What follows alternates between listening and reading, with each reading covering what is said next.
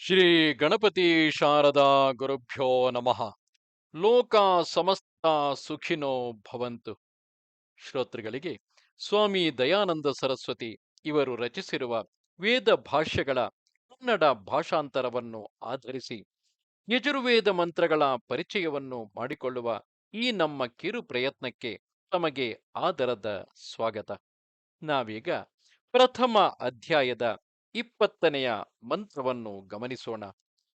ಧಾನ್ಯಮಸಿ ಎಂಬ ಈ ಮಂತ್ರದ ಋಷಿ ಪರಮೇಷ್ಠಿ ಪ್ರಜಾಪತಿ, ಸವಿತೃ ದೇವತೆ, ವಿರಾಟ್ ಬ್ರಾಹ್ಮಿ ತ್ರಿಷ್ಟ ಛಂದಸ್ಸು, ದೈವತ ಸ್ವರ. ಯಾವ ಪ್ರಯೋಜನಕ್ಕಾಗಿ ಈ ಯಜ್ಞವನ್ನು ಆಚರಿಸಬೇಕು? ಅಂದರೆ ಹಿಂದಿನ ಮಂತ್ರಗಳಲ್ಲಿ ಹೇಳಿರುವಂತಹ ಯಜ್ಞವನ್ನು ಯಾವ ಪ್ರಯೋಜನಕ್ಕಾಗಿ ಆಚರಿಸಬೇಕು ಎಂಬುದನ್ನು ಈ ಮುಂದಿನ ಮಂತ್ರವು ತಿಳಿಸುತ್ತದೆ. ಧಾನ್ಯಮಸಿ ಧಿನುಹಿ ದೇವಾನ್ ಪ್ರಾಣಾಯತ್ವೋ ದಾನಾಯತ್ವಾ ವ್ಯಾನಾಯತ್ವಾ ದೀರ್ಘಾಮನುಪ್ರಸಿತಿಮಾಯುಷೇಧಾಂ ದೇವೋ ವಹ ಸವಿತಾ ಹಿರಣ್ಯಪಾಣಿಃ प्रतिगृह्णात्वच्छिद्रेण पाणिना चक्षुषे त्वामहीनां पयोगसि. ಧಾನ್ಯಂ ಯಜ್ಞದಿಂದ ಶುದ್ಧಿ ಮಾಡಲ್ಪಟ್ಟು ಪುಷ್ಟಿಕಾರಕವು, ಸ್ವಾದಿಷ್ಠತಮವು ಅಂದರೆ ಅತ್ಯಂತ ಶ್ರೇಷ್ಠವು, ಆಸ್ವಾದನೀಯವು, ರೋಗನಾಶಕವೂ ಆಗಿ ಸುಖಕಾರಕವಾದ ಅನ್ನ, ಜಲ, ವಾಯು ಮುಂತಾದ ಪದಾರ್ಥವು ಹಸಿ ಇರುತ್ತದೆ. ಧಿನುಹಿ ಅದು ತೃಪ್ತಿಪಡಿಸುತ್ತದೆ. ದೇವಾನ್ ಜೀವಿಗಳನ್ನು ಮತ್ತು ಇಂದ್ರಿಯಗಳನ್ನು, ಪ್ರಾಣಾಯ ಆದುದರಿಂದ ಓ ಮನುಷ್ಯರೇ, ನಾನು ಯಾವ ರೀತಿ ಅನ್ನ, ಜಲ, ವಾಯು ಮುಂತಾದ ಪದಾರ್ಥವನ್ನು ಜೀವನ ಧಾರಣೆಗೆ ಕಾರಣವಾದ ಬಲಕ್ಕೋಸ್ಕರವಾಗಿ ತ್ವಾ ಅನ್ನ, ಜಲ, ವಾಯು ಮೊದಲಾದ ಆ ಪದಾರ್ಥವನ್ನು ಉದನಾಯ ಸ್ಫೂರ್ತಿ, ಬಲ ಮತ್ತು ಪರಾಕ್ರಮಕ್ಕಾಗಿ ತ್ವಾ ಅದನ್ನು ವ್ಯಾನಾಯ ಶುಭ ಗುಣಗಳು, ಶುಭ ಕರ್ಮಗಳು ಹಾಗೂ ವಿದ್ಯೆಯ ಅಂಗಗಳು ಇವುಗಳನ್ನು ವ್ಯಾಪಕಗೊಳಿಸುವುದಕ್ಕಾಗಿ ತ್ವಾ ಅದನ್ನು ದೀರ್ಘಾಂ ವಿಸ್ತೃತವಾದ ಅನು ಇದು ಧಾಮ್ ಎಂಬ ಕ್ರಿಯಾಪದಕ್ಕೆ ಸೇರಿದ ಉಪಸರ್ಗ. ಅನುಸ್ಯೂತವಾಗಿ ಅಂದರೆ ನಿರಂತರವಾಗಿ ಎಂದು ಅರ್ಥ, ಅಥವಾ ಪಶ್ಚಾತ್ ಎಂದರೆ ಅದಾದ ಮೇಲೆ ಎಂದರ್ಥ. ಪ್ರಸಿದ್ಧಿಂ ಪ್ರಕೃಷ್ಟವಾದ ಅಂದರೆ ಶ್ರೇಷ್ಠವಾದ ಕಟ್ಟುಪಾಡಿನ ವ್ಯವಸ್ಥೆಯನ್ನು, ಆಯುಷೇ ಪೂರ್ಣಾಯಸ್ಸನ್ನು ಬೆಳೆಸಿ ಸುಖ ಭೋಗಕ್ಕಾಗಿ ಧಾಮ್ ಧರಿಸುತ್ತೇನೆ. ಅದರಂತೆ ನೀವು ಕೂಡ ಅದೇ ಪ್ರಯೋಜನಕ್ಕಾಗಿ ಅದನ್ನು ಸದಾ ಧರಿಸಿರಿ, ರಕ್ಷಣೆ ಮಾಡಿ ಪೋಷಿಸಿರಿ.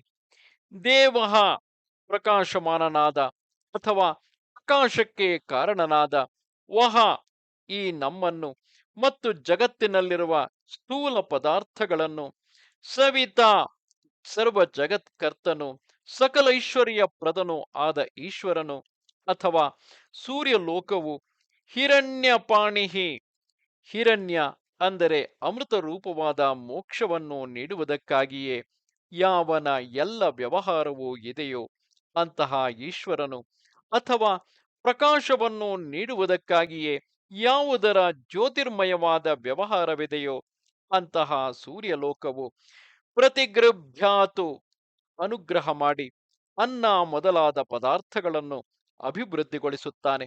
ಅಂದರೆ ಅದರಂತೆಯೇ ನಾವು ಮಾಡಬೇಕು. ಅಚ್ಛಿದ್ರೇಣ ನಿರಂತರವಾಗಿ ವ್ಯಾಪಿಸುವುದರಿಂದ ಅಥವಾ ಪ್ರಕಾಶದಿಂದ, ಪಾಣಿನ ಸ್ತುತಿ ಸಮೂಹದಿಂದ ಅಥವಾ ಉತ್ತಮ ವ್ಯವಹಾರದಿಂದ, ಚಕ್ಷುಷೇ ಉಪದೇಶಕ್ಕಾಗಿ ಅಥವಾ ಪ್ರತ್ಯಕ್ಷ ಜ್ಞಾನಕ್ಕಾಗಿ ತ್ವಾ ಅನ್ನ ಮೊದಲಾದ ಆ ಪದಾರ್ಥವನ್ನು, ಮಹೀನಾಂ ಶ್ರೇಷ್ಠವಾದ ಅಂದರೆ ವೇದ ರೂಪದ ವಾಕ್ಗಳ ಅಥವಾ ಪೃಥಿವಿಯ, ಪಯಃ ಅನ್ನ ಮತ್ತು ಜಲವು ಅದರಿಂದ ಶುದ್ಧವಾದುದಾಗಿ ಹಸಿ ಆಗುತ್ತದೆ. ಈ ಮಂತ್ರದಲ್ಲಿ ಯಾವ ಪ್ರಯೋಜನಕ್ಕಾಗಿ ಯಜ್ಞವನ್ನು ಆಚರಿಸಬೇಕು ಎಂಬುದನ್ನು ತಿಳಿಸುತ್ತಾ, ಯಜ್ಞದಿಂದ ಪರಿಶುದ್ಧಗೊಳಿಸಲ್ಪಟ್ಟ ಅನ್ನ, ಜಲ, ವಾಯು ಮೊದಲಾದ ಪದಾರ್ಥಗಳು ಎಲ್ಲರಿಗೂ ಶುದ್ಧಿ, ಬಲ, ಪರಾಕ್ರಮ, ದೃಢವಾದ ದೀರ್ಘಾಯಸ್ಸುಗಳನ್ನು ಉಂಟು ಮಾಡಲು ಸಮರ್ಥವಾಗುತ್ತವೆ. ಆದುದರಿಂದ ಎಲ್ಲ ಮನುಷ್ಯರು ಈ ಯಜ್ಞ ಕರ್ಮವನ್ನು ನಿತ್ಯವೂ ಅನುಷ್ಠಾನ ಮಾಡಬೇಕು. ಹಾಗೆಯೇ ಪರಮೇಶ್ವರನು ಶ್ರೇಷ್ಠವೂ ಪೂಜ್ಯವೂ ಆದ ಯಾವ ವಾಕ್ಕನ್ನು, ಅಂದರೆ ಯಾವ ವೇದ ವಾಕ್ಕನ್ನು ಪ್ರಕಾಶಪಡಿಸಿದ್ದಾನೆಯೋ ಆ ವಾಕ್ಕನ್ನು ಪ್ರತ್ಯಕ್ಷ ಮಾಡಿಕೊಳ್ಳಲು ಈಶ್ವರಾನುಗ್ರಹವನ್ನು ಬಯಸಿ ಸ್ವಂತ ಪುರುಷಾರ್ಥವನ್ನು, ಅಂದರೆ ತನ್ನದಾದಂತಹ ಪುರುಷ ಪ್ರಯತ್ನವನ್ನು ಮಾಡಬೇಕು. ಈಶ್ವರನು ಹೇಗೆ ಪರೋಪಕಾರಿಗಳಾದ ಮನುಷ್ಯರ ಮೇಲೆ ಅನುಗ್ರಹವನ್ನು ಮಾಡುತ್ತಾನೆಯೋ ಅದರಂತೆಯೇ ನಾವು ಕೂಡ ಎಲ್ಲ ಪ್ರಾಣಿಗಳ ಮೇಲೆಯೂ ಸದಾ ಅನುಗ್ರಹವನ್ನು ಮಾಡಬೇಕು. ಅಂದರೆ ಎಲ್ಲ ಪ್ರಾಣಿಗಳಿಗೂ, ಅಂದರೆ ಚರಾಚರಗಳೆಲ್ಲಕ್ಕೂ ನಾವು ಅನುಕೂಲರಾಗಿರಬೇಕು. ಅಂತರ್ಯಾಮಿಯಾದ ಈಶ್ವರನು ಮತ್ತು ಸೂರ್ಯಲೋಕವು ಬಾಹ್ಯ ಪ್ರಪಂಚದಲ್ಲಿ, ಅಧ್ಯಾತ್ಮದಲ್ಲಿ, ಅಂದರೆ ಶರೀರದೊಳಗೆ ಮತ್ತು ವೇದಗಳಲ್ಲಿ ಸತ್ಯ ಜ್ಞಾನವನ್ನು, ಮೂರ್ತ ದ್ರವ್ಯಗಳನ್ನು ನಿರಂತರವಾಗಿ ಪ್ರಕಾಶಪಡಿಸುತ್ತಾನೆ. ಅಂತೆಯೇ ಮನುಷ್ಯರಾದ ನಾವೆಲ್ಲರೂ ಎಲ್ಲರ ಸುಖಕ್ಕಾಗಿ ಸಮಸ್ತ ವಿದ್ಯೆಗಳನ್ನು ಸಾಕ್ಷಾತ್ಕರಿಸಿಕೊಂಡು ಸದಾ ಅವುಗಳನ್ನು ಪ್ರಕಾಶಪಡಿಸಬೇಕು. ಆ ವಿದ್ಯೆಗಳಿಂದ ಪೃಥಿವೀ ರಾಜ್ಯದ ಸುಖವನ್ನು ಸದಾ ಸಾಧಿಸಬೇಕು. ಈ ಮೂಲಕ ನಾವು ಗಳಿಸಿಕೊಳ್ಳುವ ವಿದ್ಯೆಯು ಸಮಾಜಮುಖಿಯಾಗಿದ್ದು ಎಲ್ಲ ಪ್ರಾಣಿಗಳ ಸುಖಕ್ಕೆ ಬಳಕೆಯಾಗುವಂತಿರಬೇಕು. ನಮಸ್ತೆ ಶಾರದೆ ದೇವಿ ಕಾಶ್ಮೀರ ಪುರವಾಸಿನಿ ತ್ವಾಮಹಂ ಪ್ರಾರ್ಥೆಗೆ ನಿತ್ಯಂ ವಿದ್ಯಾದಾನಂಚ ದೇಹಿಮೆ. ನಮಸ್ಕಾರ.